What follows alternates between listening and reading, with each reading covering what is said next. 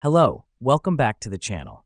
Today we're diving right into a tutorial about how to create event reminders in Slack, your go-to tool for seamless collaboration. First up, open your Slack workspace and navigate to the channel or direct message where you want to set the reminder.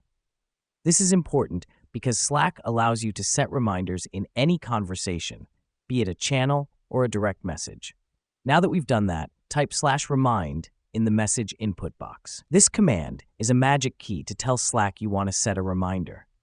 A drop-down menu will appear, prompting you to input details of the reminder. Next, type the details of your reminder. This should include who the reminder is for, what it's about, and when it should go off. For instance, you can type /remind me to send the presentation at 3 p.m. tomorrow. This helps us because Slack will automatically parse this command and schedule the reminder accordingly. Once you've entered the details, hit enter. Your reminder is now set.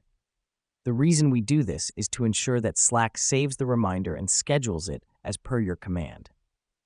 Lastly, if you want to view all your reminders, simply type /remind list in the message input box and hit enter.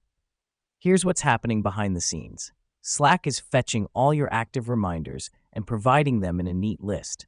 And that's it.